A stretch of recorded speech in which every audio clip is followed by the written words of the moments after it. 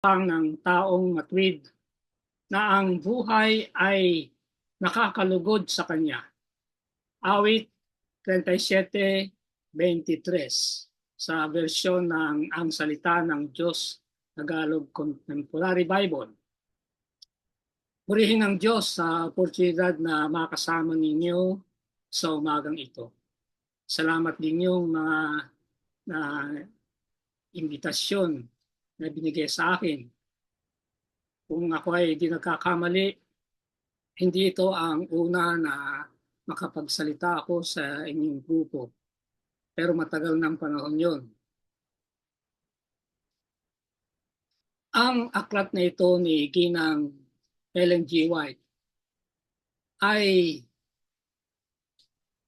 pinanggalingan ng marami kong devotional message sa loob ng mahigit na 28 taong paglilingkod ko sa gawain ng publishing ng ating iglesia. Lalong-lalo na sa mahigit na 20 taong kong paglilingkod sa Literature Ministry Seminary.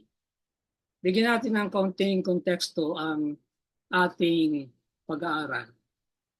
Mula sa Isaiah 52:7, English Standard Version, ay ating mababasa salin sa Tagalog.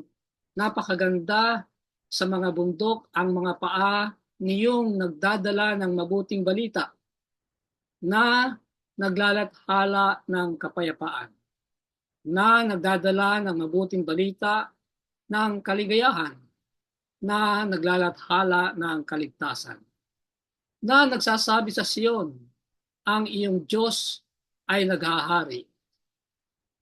4 na taon mula ng 1844, pinakita ng Diyos sa pamagitan ng isang pangitain ang unang gawain ng maliit na grupo ng mga Adventistang lumabas mula sa Great Disappointment.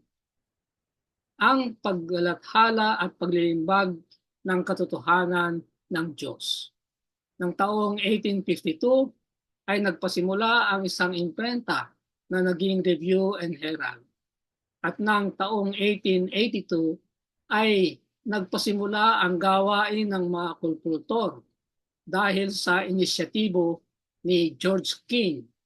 Ang Isaiah 52:7 ay tumatak sa Seventh-day Adventist Church. Sabi sa paunang salita ng aklat, bilang pagtugon sa Isaiah, sa inaatas ng langit, masiglang pinasok ng Seventh-day Adventist ang gawain ng pagbabalita sa pamagitan ng nilimbag na pahina ng mga katotohanan tungkol sa Sabat at ikalawang pagparito. Sa loob ng higit na 100 taong pangangaral ng Ebanghelyo, ang paglalathala ay naging makapangyarihang ahensya sa pagpapalaganap ng mensahe ng ikatlong anghel sa buong mundo.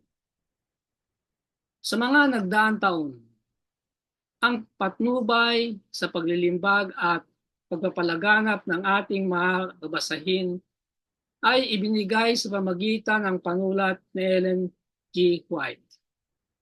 Sa mga payong ito ng katotohanan ay naiangat ang kalagayan ng gawaing maihahambing sa ministeryo ng Ebanghelyo. Dito makikita natin na hindi naman ipinapantay ang pulpultor sa pastor. Ang ipinapantay ay ang gawain ng pulpultor sa gawain ng pastor. Magkaiba yun, siyempre. Ang ating mga pastor ay inuordinahan. Hindi naman ginagawa yan sa mga kulpultor. Ang punto ay hindi mababang uri ang gawain ng kulpultor.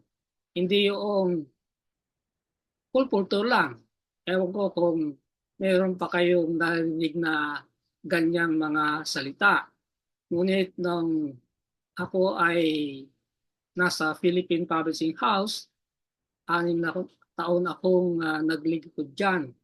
Matapos na ako ay unang tinawag sa publishing o hindi tinawag pala. Ako'y inilagay sa publishing sapagkat ako'y nagtuturo noon sa Palawan Adventist Academy ay sa kadahilanan ang aking may bahay ay mayroong problemang pisikal, ay inilipat kagad kami dito sa mainland. Wala namang lugar. Walang lugar sa school sapagkat bakasyon. Walang lugar sa district. Kaya ako'y ipinakiusap sa publishing, magdagdag ng publishing chaplain. Yan ang unang pasok ko sa publishing. 1977 yan. Pagkatapos ng 2 taon ay tinawag na ako sa Philippine Publishing House, 1979.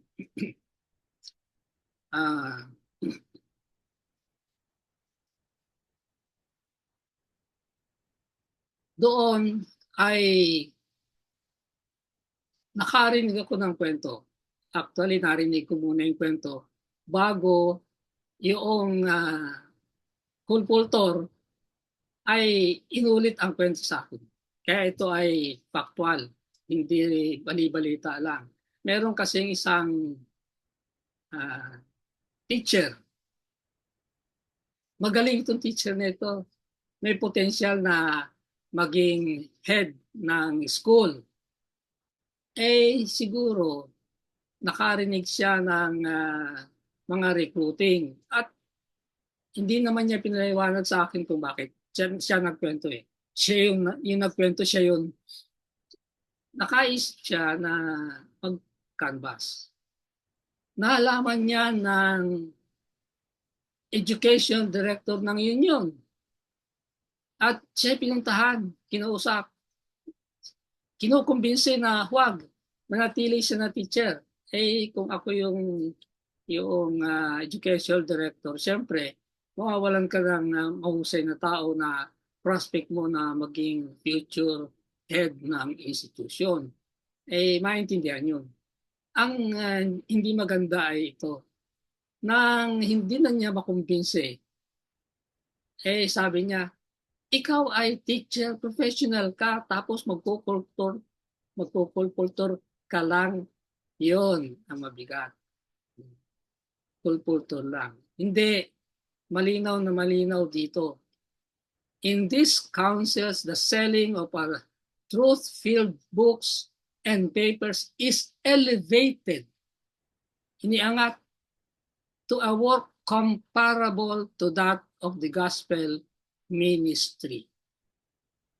Ipinapantay sa gawain ng mga pastor. Patuloy natin ang basa. Ang pagtitinda ng mga aklat ay nakikita bilang isang pulpultor ebanghelista. Napansin niyo yan? Yung mga nagtitinda, seller of books, nakikita yan. Ang tingin dapat dyan ay mga pulpultor ebanghelista.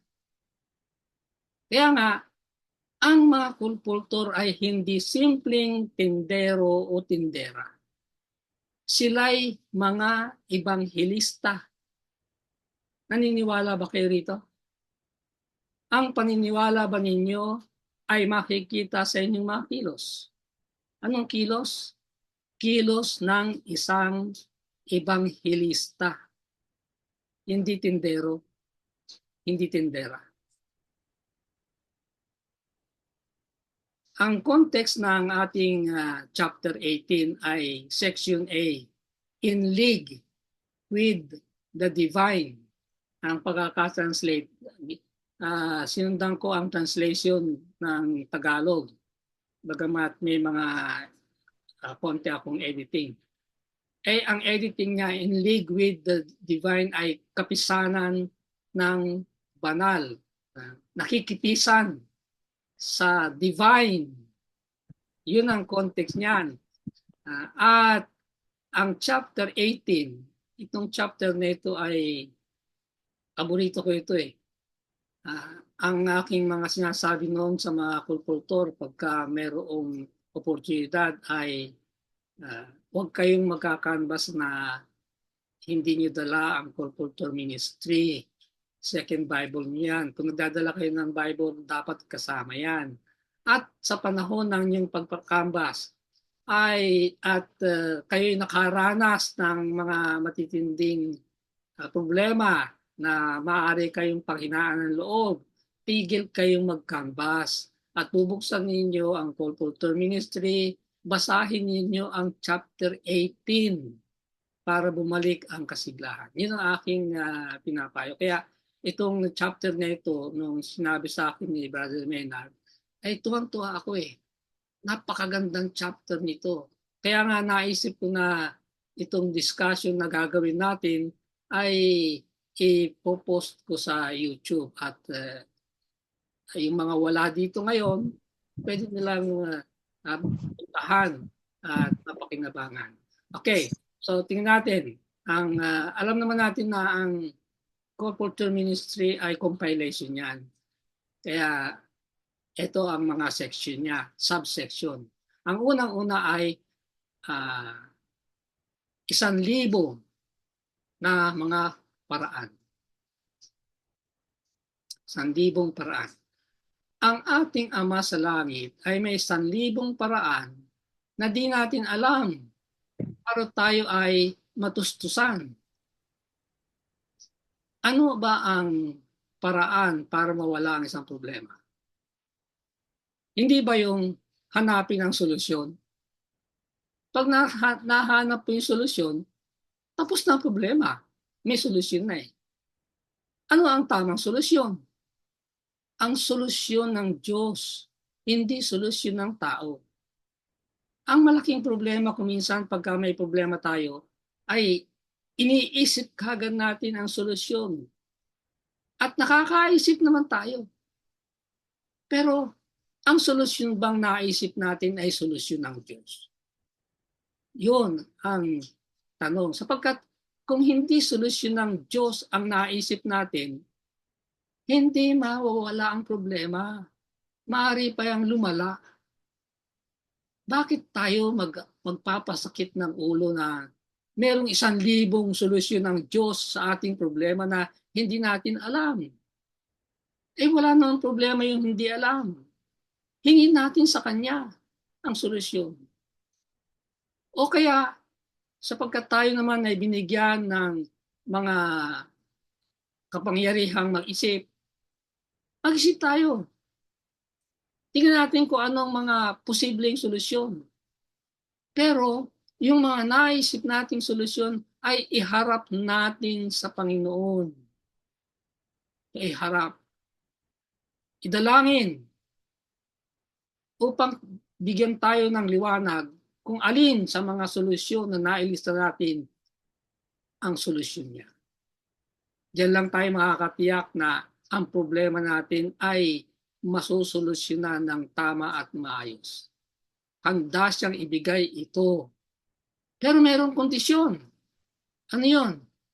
Yung mga tinatanggap ang isang prinsipyo na gawing pinakamataas ang paglilingkod sa Diyos ay makikita ang paglaho ng mga kalituhan at ang patag na daan sa kanilang mga paa.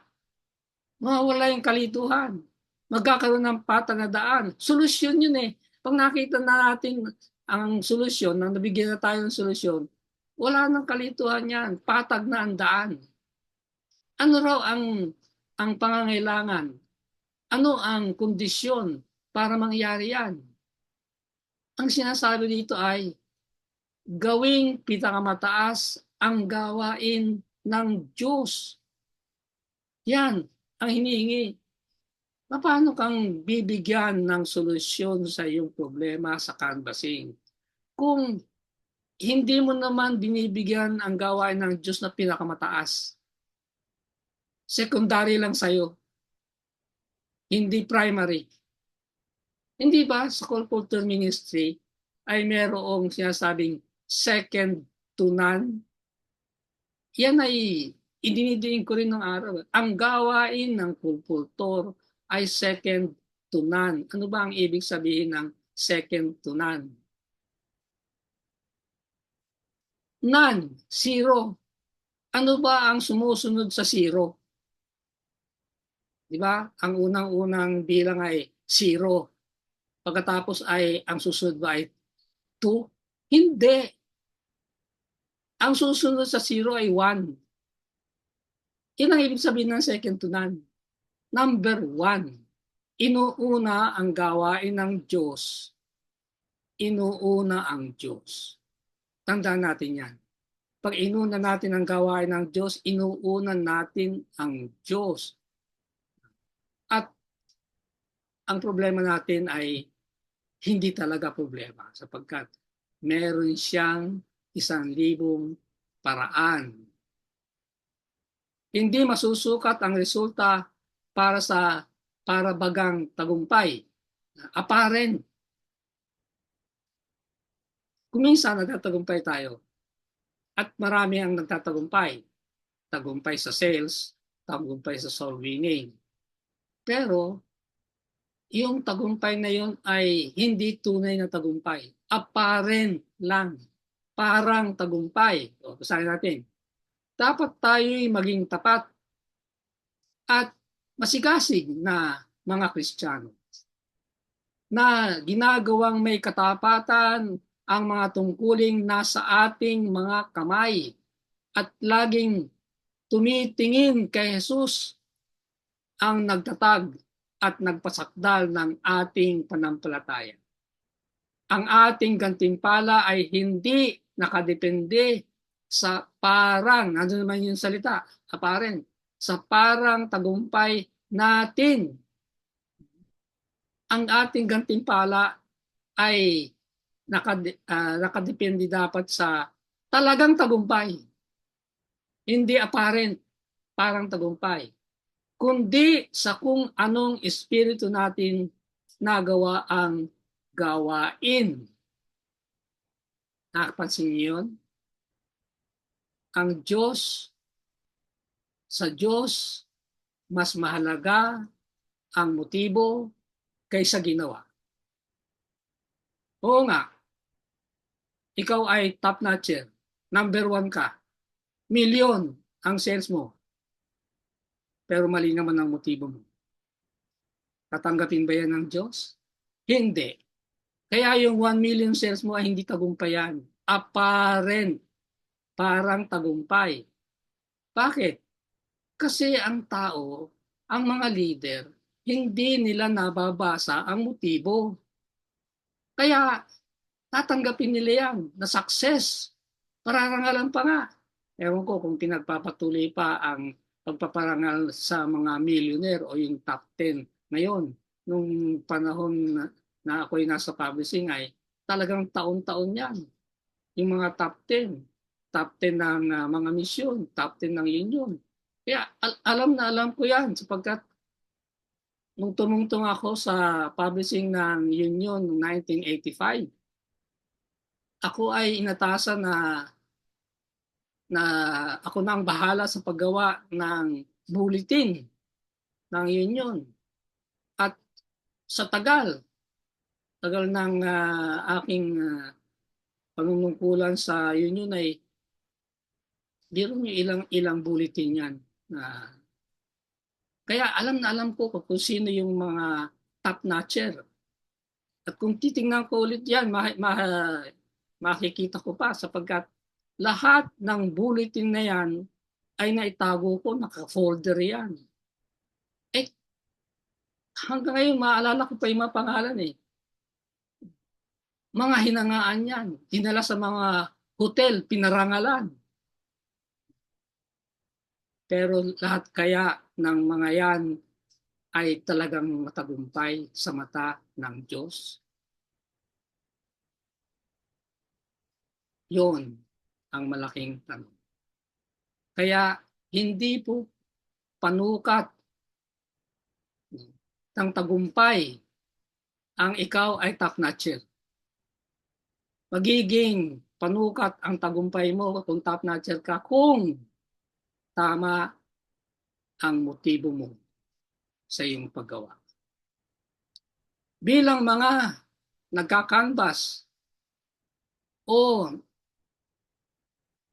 mangangaral, ebanghelista, maaring hindi ninyo nakamit ang tagumpay na idinalangin ninyo.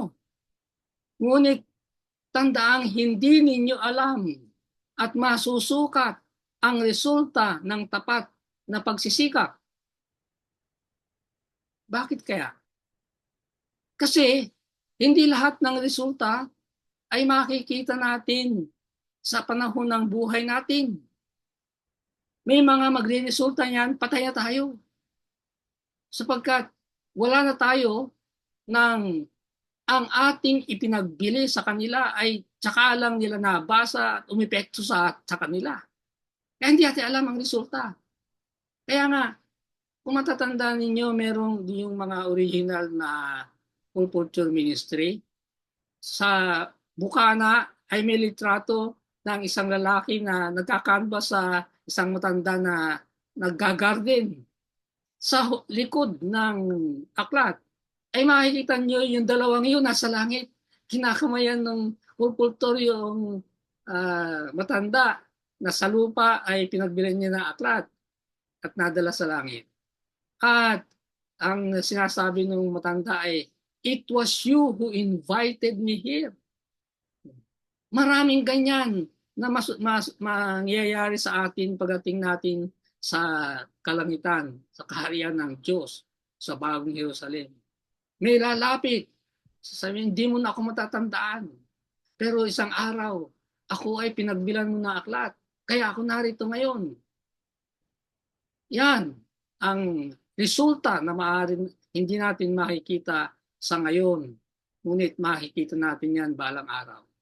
Kinakailangan lamang ang katapatan natin sa ating paggawa.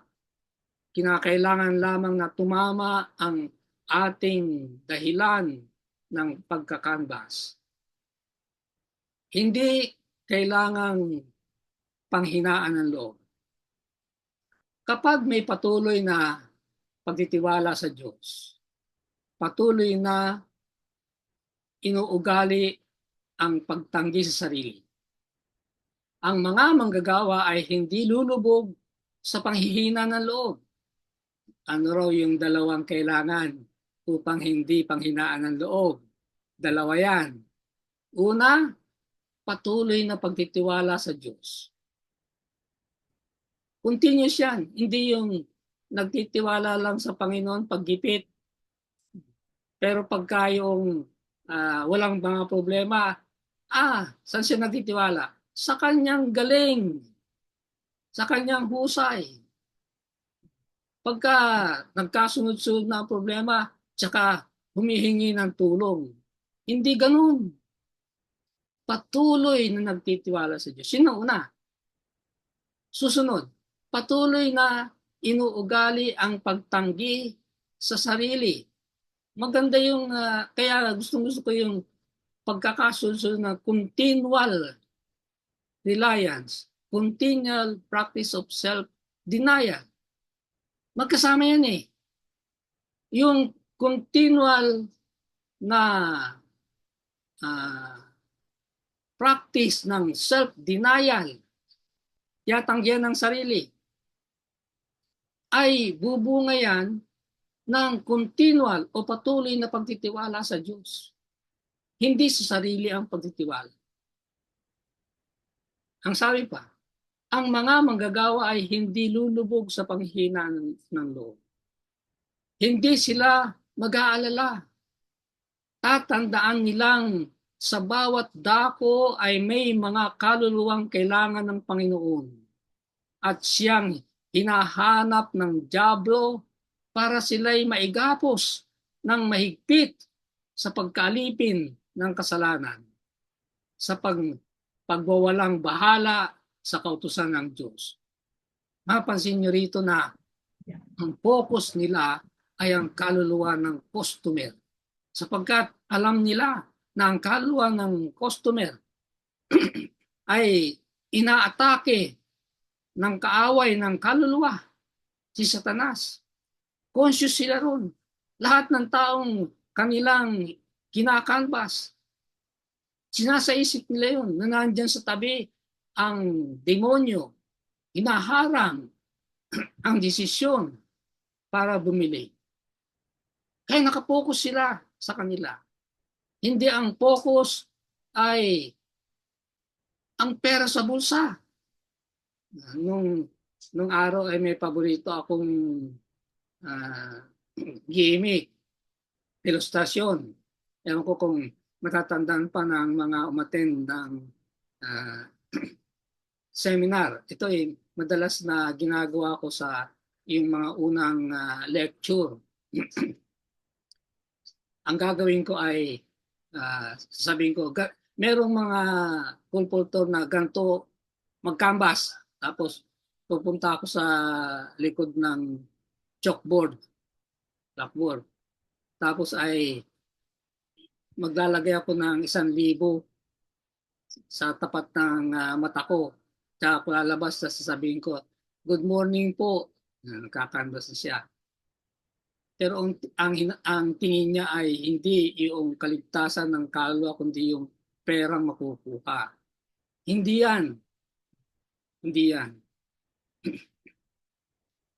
Ibibigay ang tagumpay. Hindi dapat manghina ang loob ng nagkakanvas. Kung siya ay tinatawagang sagupain ang mga kahirapan sa gawain niya. At yan ay totoo. Lahat ng kulpultor ay alam na mahirap ang gawain ng pagkanvas.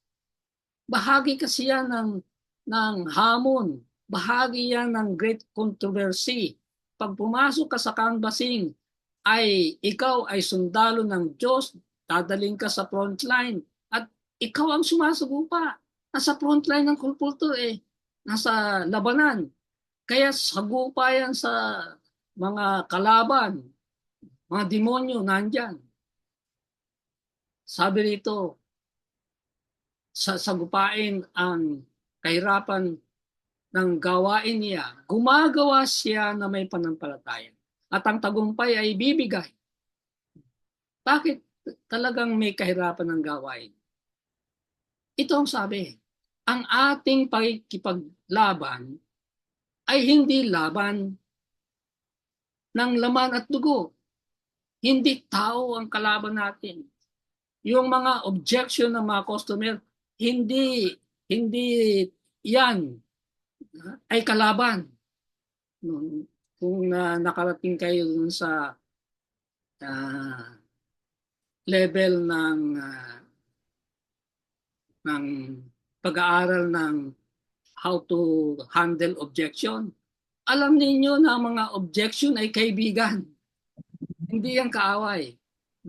Hindi natin kalaban yung taong nag-object, kundi ang laban ay sa mga pinuno, laban sa mga may kapangyarihan, laban sa mga kapangyarihang hindi nakikita na naghahari sa kadiliman ng sanlibutang ito. Sila ang nagpapahirap ng canvassing.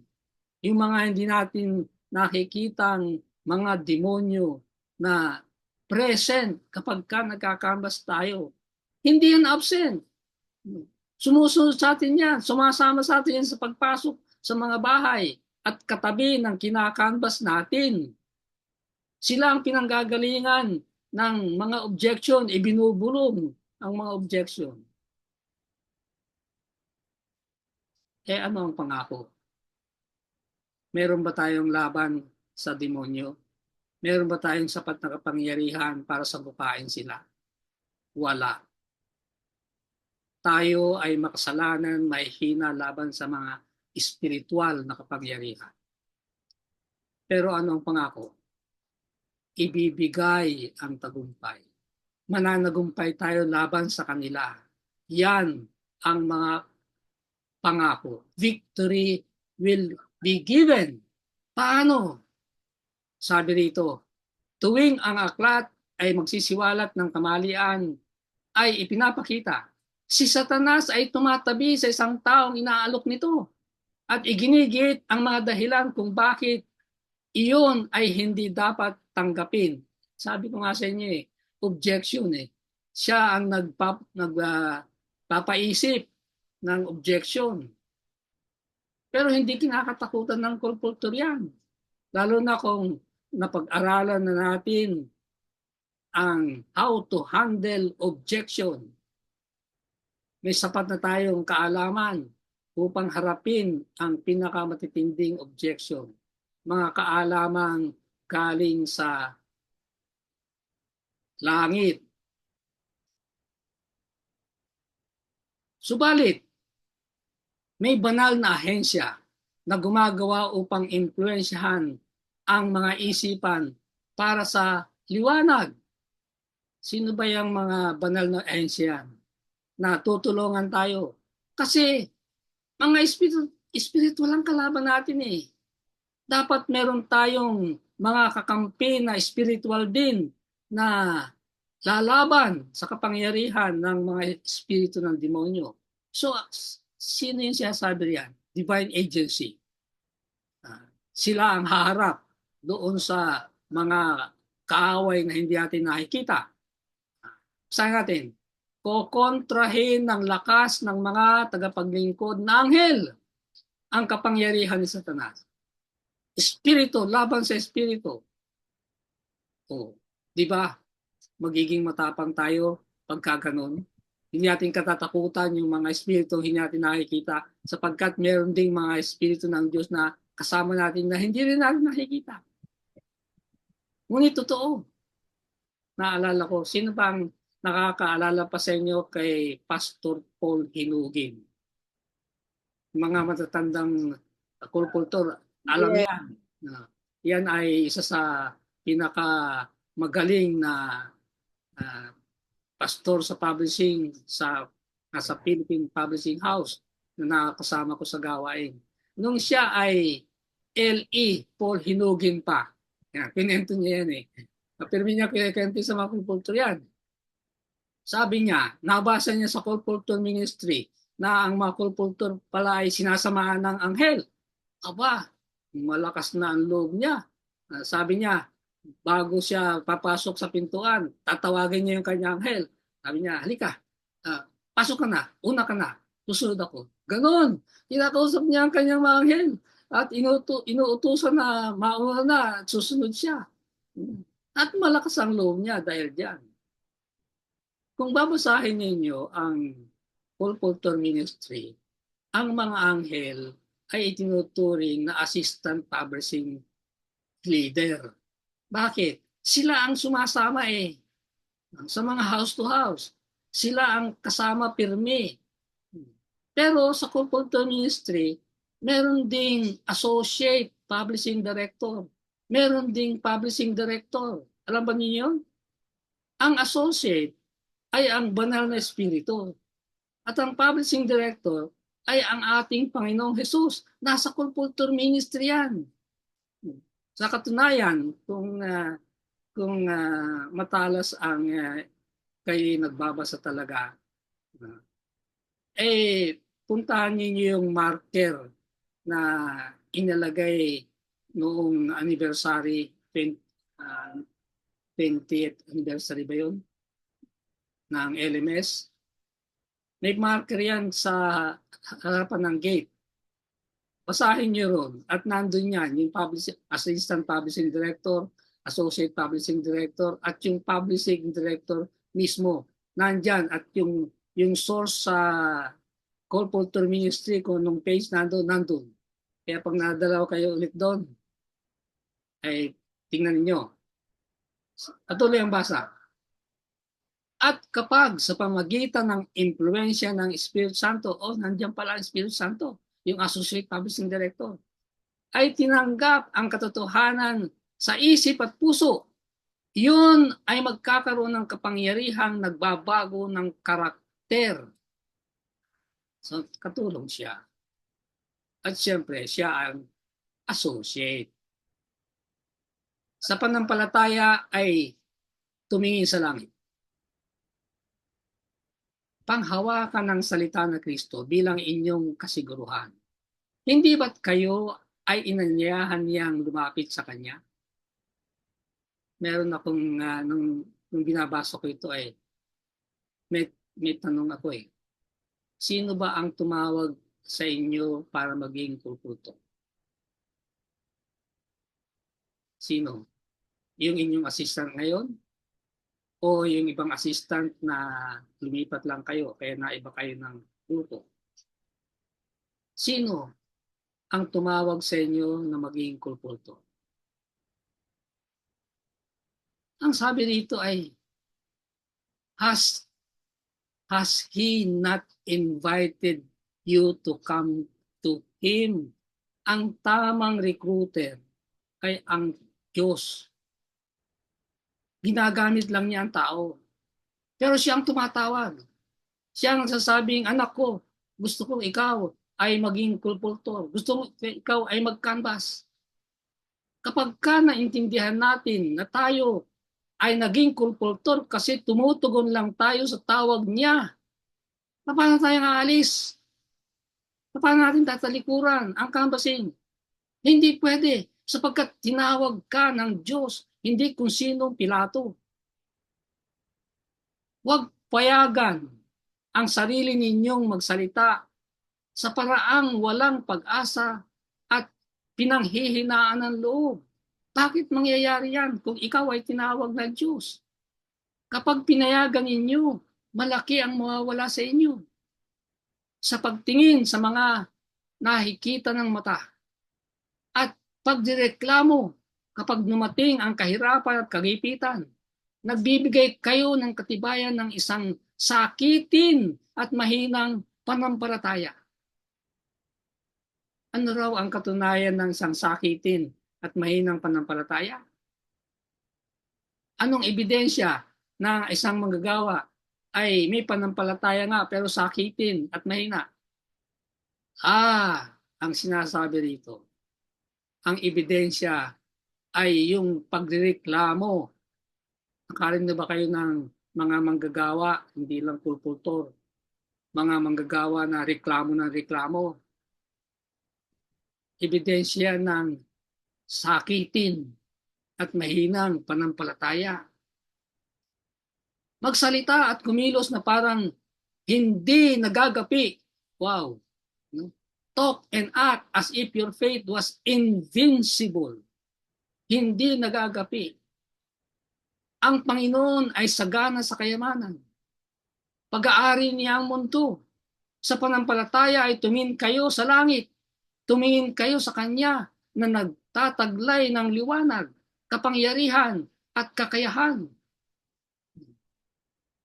Sa halip na sakitin at mahinang panampalataya, ang dapat na meron tayo ay walang talong panampalataya.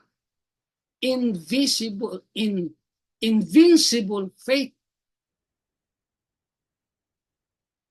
Paniwalaan ang pangako ng Diyos. Yung mga gumagawa para sa Diyos ay sasagupain ng mahinang, ng panghihina ng loob. Ngunit, ang pangako ay laging sumasa kanila. Ano yung pangako yun? Narito ako'y kasama ninyong palagi hanggang sa katapusan ng panahon. Matthew 28:20. Ang Diyos ay magbibigay ng kamangha-manghang karanasan sa mga magsasabi, naniniwala ako sa iyong pangako. Hindi ako mabibigo o manlulupaypay. Kinakailangan natin ang matibay na paniniwala sa pangako ng Diyos. Ang Diyos ay hindi bumibigo. Ang kanyang pangako ay tinutupad niya. Hindi siya sinungaling. Kuminsan lang nga, ang mga pangako niya ay hindi niya kagad ibinibigay. May mapagkakataong ganyan. Kasi basa niya ang puso natin. Kaya nga, sinusubukan niya tayo sa pamagitan ng pagbinbin ng kanyang mga pangako. Titignan niya kung patuloy tayong kakapit sa kanyang pangako pag dumating ang mga panahong parang walang pangakong natutupad sa ating buhay. Ang tagapagligtas ay magpapadala ng tulong. Ang pinakamahal na pinakamamahal na tagapagligtas, ay magpapadala ng tulong kapag kailangan natin ito. Ang daan tungong langit ay pinabanal ng mga bakas ng kanyang paa. Bawat tinik na sumusugat sa ating mga paa ay sumugat din sa kanya. Bawat krus na ipinapapasan sa atin ay pinasan na niya bago pa tayo. Yun yung kaisipan meron yan. Paano hindi niya tayo tutulungan? Alam niya ang ating dinadanas sapagkat dinanas niya muna yan bago tayo. Naunawaan niya, naiintindihan niya. Pinahihintulutan ng Panginoon ang mga kaguluhan para ihanda ang kaluluwa sa kapayapaan. Wow! Nauna ang kaguluhan, pero pagkatapos niyan ay kapayapaan. May kapayapaan dahil sa meron tayong Diyos na nauunawaan ang ating mga kaguluhan. At hindi niya pababayaan na manatili tayo sa kaguluhang ganyan. May kapayapaan.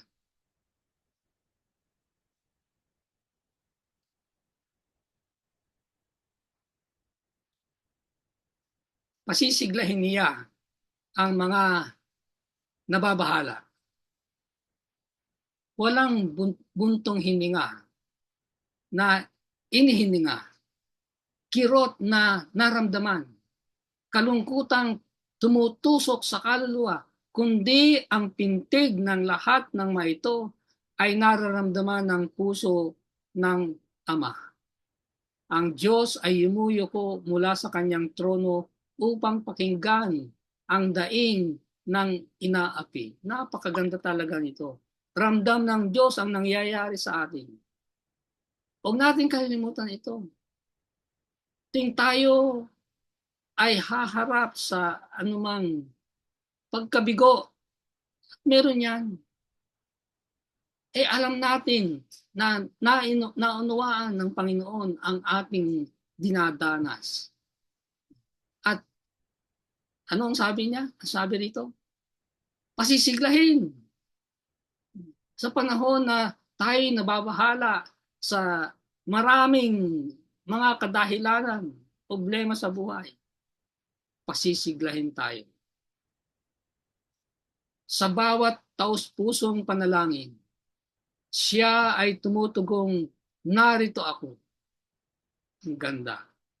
Narito ako. Ibig sabihin ay, walang dapat magsabing, Diyos ko, bakit mo ako pinabayaan? Hindi. Nandito siya. Maski ang Panginoon sa krus. Basahin niyo ang Desire of Ages. Nasa krus siya, sinabi niya ang mga salita na yan. Diyos ko, bakit mo ako pinabayaan? Bakit tinasabi yan? Sabi sa Desire of Ages ay sa panahon ng krus ay nagdilim, pusikit na dilim. Bakit may kadiliman? Kasi nandun ang Diyos Ama. Nandun ang presensya niya. At kung hindi padidilimin, ay mamamatay ang taong makikita siya. Kaya pinadilim para hindi makita at hindi makita ng Panginoon. Kaya sabi niya, Diyos ko, bakit mo pinabayaan? Hindi siya pinabayaan. Ganon din. Pala tayo sa salita niyang, narito ako anak, nasa iyong tabi. Hindi kita pinababayaan. Hindi mo lang siguro makita. Ngunit narito ako. Maniwala ka sa sinasabi ko. Pinasigla niya ang mga nababahala at inaapi. Sa lahat ng ating paghihirap, siya ay naghihirap. Sa bawat tukso at pagsubok, ang anghel ng kanyang presensya ay malapit upang magligtas. Panganib ng pag-atubili at pag-alinlangan. Samantalang iniisip ng propeta si Jonas ito. Ang mga kahirapan at tila pagka-imposible nitong iniatas sa kanya. Natukso siyang pagdudahan ang karunungan ng pagtawag. Samantalang nag-aatubili at patuloy na nag-aalinlangan, ginapis yan sa Satanas ng panghihina ng loob. Yun ang kinakailangang maintindihan natin. Kaya may panganib ang pag-aatubili, may panganib ang pag-aalinlangan, sapagkat pagka pumasok tayo dyan, papasok din si Satanas at kalong panghihinaan tayo ng loob.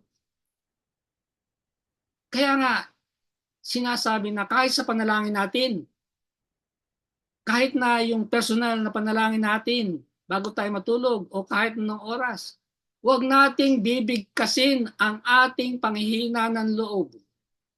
Lahat ng negatibo, huwag nating sasambitin. Maririnig ni Satanas yan. Bagamat hindi siya nakakabasa ng isip, maririnig niya. Bagamat siya ay magaling sa psychology, makikita niya sa ating mga kilos. Kaya, huwag natin ipaparinig ang ating mga problema. Bakit? Aapuyan niyan. At lahat tayong manghihina. Ano dapat daw ang ating sinasambit na pinaparinig sa kanya, sa ating mga panalangin? Ang dapat na marinig sa ating bibig ni Satanas ay ang mga papurit, paluhati at pasalamat natin sa Diyos.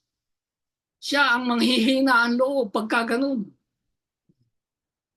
Ngayon, yung mga negatibo, yung mga nakaka-apekto sa atin na mga bagay, sabihin din natin sa Diyos yan, pero wag nating ibigkas sa ating isip.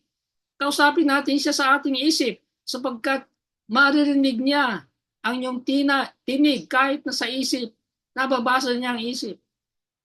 Ganon.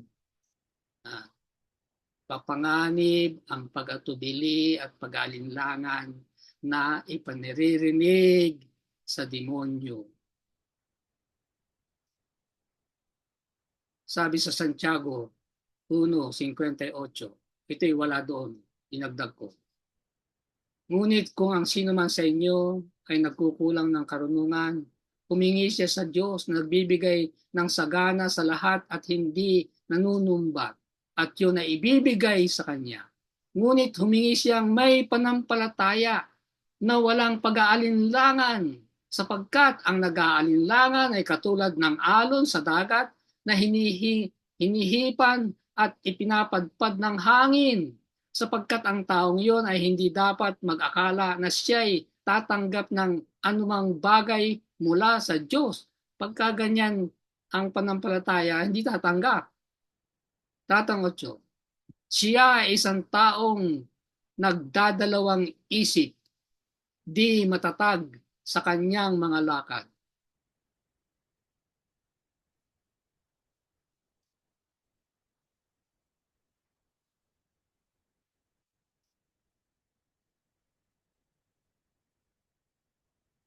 Patuloy ang mapanganib na pagdududa. Sa tungkuling binigay sa kanya, si Jonas ay pinagkatiwalaan ng isang mabigat na responsibilidad. Gayunman, siya na nag-utos sa kanyang humayo ay masusustinahan ang kanyang lingkod at pagkakalooban siya ng tagumpay. Ano raw ang ibibigay sa mga katulad ni Jonas na nag-aatubili sa pasaning ipinapapasan sa kanya? Sustain his servant. Mabigat na salita yan. Susustinahan ang kanyang lingkod at pagkakalooban siya ng tagumpay. Pag sinabing sustain, ang pinatutungkulan niyan ay mga pangangailangan para magtagumpay. Para magtagumpay, kinakailangan mong sasakyan, ibibigay yan. minsan lumapit sa akin ng isang kolportor at tinanong ko, totoo ba Panginoon, Pastor, na kung ano ang aking kinakailangan ay bibigay ng Panginoon ayon sa mga sinasabi ninyo na naranasan ninyo yan, ng pangangailangan ninyo ay binibigay. Minsan nga ay hindi pa kayo humihingi, binibigay na. Yun ang karanasan ko, kako eh. Kaya kinikwento ko yung aking karanasan. Bibigyan kaya ako ng Panginoon ng sasakyan? Kailangan ko eh, sabi niya. Kung talagang kailangan mo, ay ibibigay yan.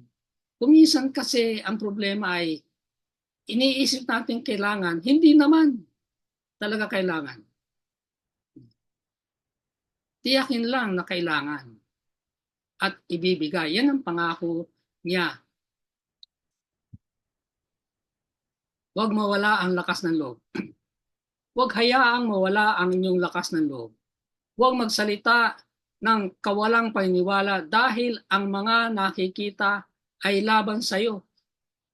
Kuminsan, yung mga nakikita natin, lalo na yung mga negatibo, yun ang nagpapahina ng ating loob. Yun ang nagbibigay sa atin ng nagsumisira ng ating paniniwala. Ang sabi rito, sa paglilingkod sa Panginoon, mararamdaman mo ang bigat dahil sa kawalan ng mga pagkukunan. Ang mabigat na pagkukunan maraming beses ay ang pera. Yan ang number one na madalas na nagkukulang.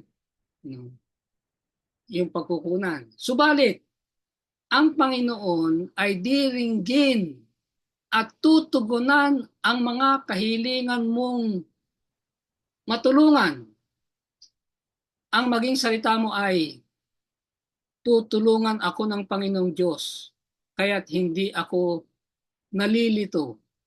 Kaya't ilalagay ko ang aking mukha na parang batong kiskisan at alam ko na hindi ako mapapaya. Isaiah 57. Tandaan nyo ang talatang ito. Sulat ninyo sa inyong Colporteur Ministry. Markahan nyo sa Biblia sapagkat ito ay isang bold statement ng panampalataya. Tayo ay umasa at maging malakas ang loob. Ang kawalan ng pag-asa sa paglilingkod sa Diyos ay makasalanan at di makatwiran. Sinful, unreasonable. Yan daw, kapag ka ang nawawalan ka ng pag-asa. Bakit makasalanan yan? Kasi pag nawalan ng pag-asa, nangangahulugan lang yan na ang tiwala mo sa Diyos ay nawawala na. Sapagkat kung may tiwala ka sa Diyos, paano kang mawawalan ng pag-asa? Nasa Kanya ang lahat ng kapangyarihan. Nasa Diyos. May pagkakalob niya sa Kanyang mga lingkod ang sukat ng kakayahang hinihiling ng kanilang pangangailangan. Yung kakayanan na kinakailangan natin para magampanan ang ating gawain, ibibigay niya yan. Yung dunong, ibibigay niya yan. Maging malakas at magsalita ng pag-asa. Magpatuloy kayo sa kabila ng mga balakid. Kayo espiritual na ikinasal kay Kristo Jesus. Ang salita, ang inyong kasiguruhan. Lapitan ang inyong tagapagligtas na may ganap na kumpiyansa sa buhay na panampalataya. Humahawak sa kanyang kamay. Humayo kayo kung saan niya kayo inaakay. Anumang sabihin niya sa inyo, gawin ninyo. Handa siyang turuan kayo na gaya ng kahandaan niyang magturo sa iba. Mapapansin ninyo yung aking mga ginuhitan. Ito yung mga action words. Upang hindi mawala ang ating lakas ng loob, kinakailangan ay magsalita ng may pag-asa. Press your way through obstacles. Approach your Savior. Go where He leads. Join hands with Him. Tapos sabi rito ay, kung ano ang sabihin niya, do. Iyan ang mga kilos na nagsasabing may lakas ang loob, may panampalataya. Sanayin ang panampalataya ni Caleb. Ang panampalataya ni Caleb sa Diyos ay nagpapalakas ng kanyang loob. Ang naglayo sa kanya mula sa takot sa tao. Maging ang malalakas na higante. Ang mga anak ni anak at nagbigay ng kakayahan sa kanya upang tumayong may tapang at matatag sa pagtatanggol ng katwiran. Ano ang ginawa kay Caleb ng panampalataya niya sa Diyos? Maging malakas siya. Yung mga kasama niya, mga espiya, kasama siya sa 12 espiya sa Kanaan. Yung 10 ay negatibo. Sabi nila, ang lalaki ng mga tao, tayo parang mga tipaklong. Natakot sila. Hindi si Caleb at saka si Josue. Wala silang takot. Yung sinabi nila na para tayong mga tipaklong, lumitaw yung ideya na grasshopper attitude. Meron daw mga manggagawa na merong grasshopper attitude o grasshopper syndrome. Yung mga ang isip nila ay maliliit, takot. Yan. Kaya nga, gayon din ang magagawa sa atin ng ating panampalataya sa Diyos kung ang ating panampalataya ay gaya ng kay Caleb. Muli din noong sa dakilang pinanggalingan, ang makapangyarihang general ng hukbo ng langit, ang bawat tunay na sundalo ng krus ni Kristo ay dapat tumanggap ng lakas at tapang upang mapanugumpayan ang mga balakid na kadalasan ay tila hindi malalampasan, insurmountable.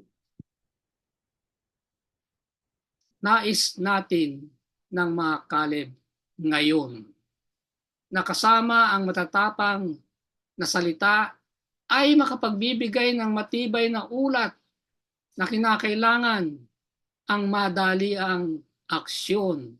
Ito ay paglalarawan sa ulat tungkol sa nakita niya sa pag-ispya sa Kanaan.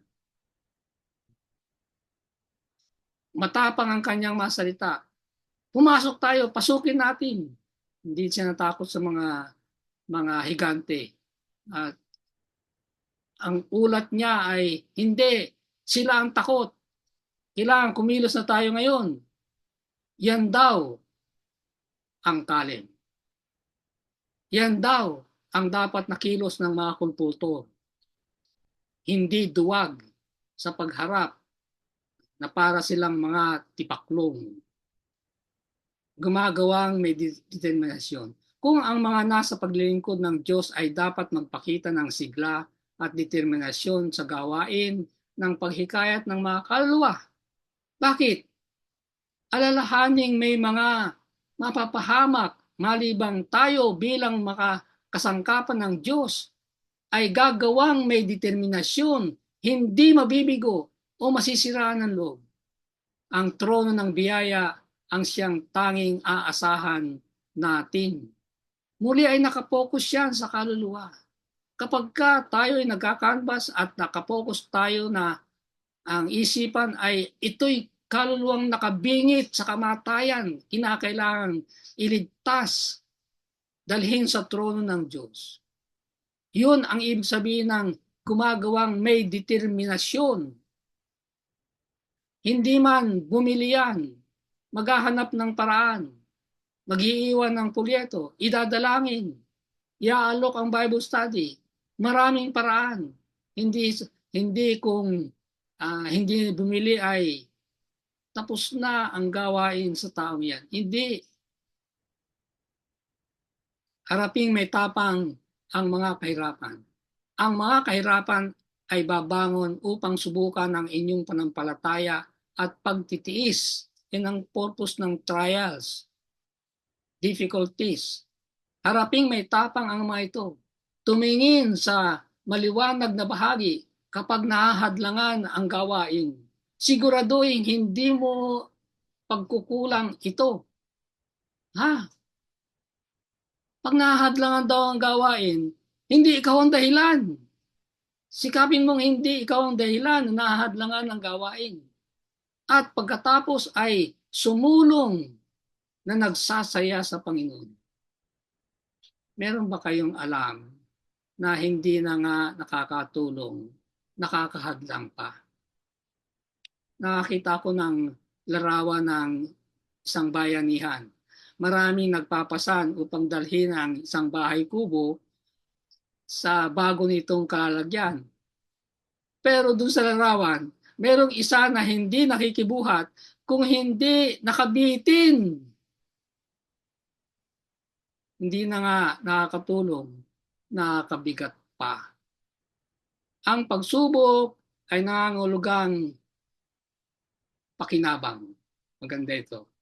Ngunit kung ang kapighatian ay dumating sa atin, ilan sa atin ang gaya ni Jacob?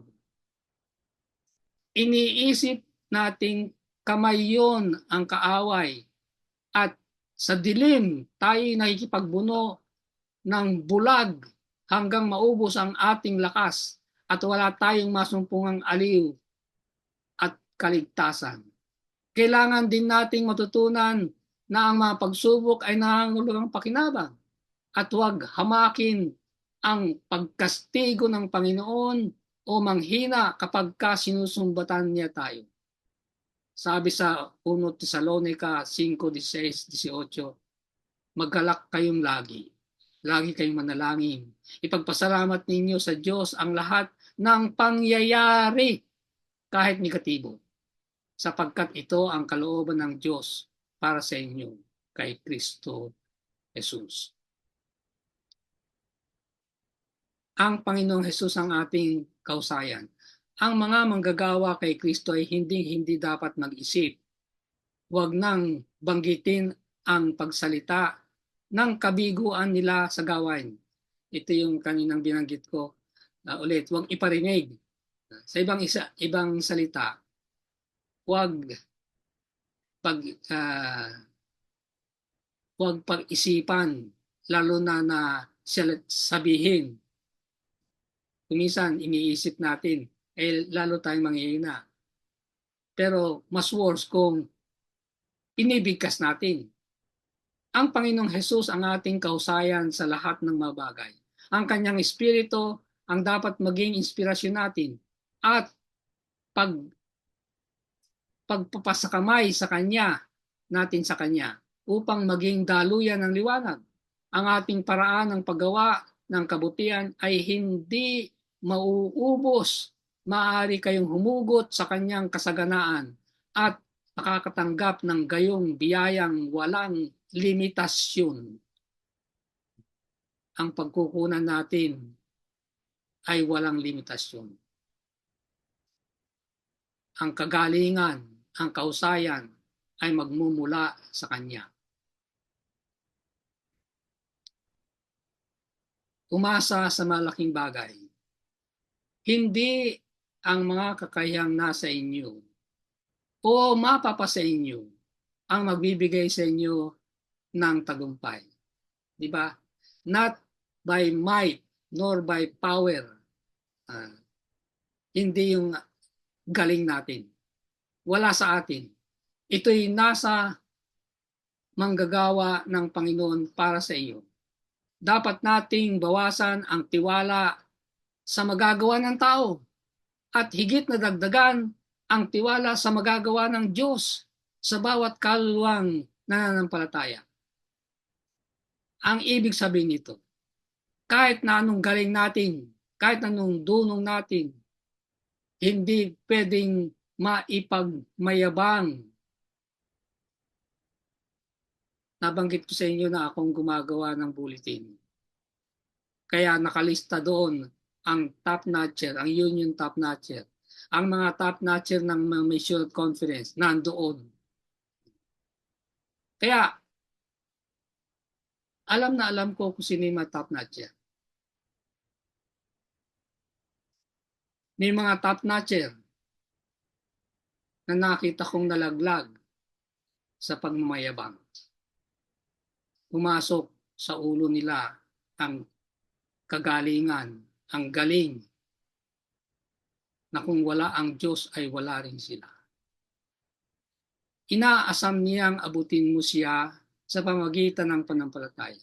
Inaasam niyang umasa ka ng malaking bagay mula sa Kanya. Inaasam niyang mabigyan ka ng pangunawa sa mga bagay na pansamantala at gayon din sa espiritual. Napansin niyo yung tatlong pinananabikan niya sa atin.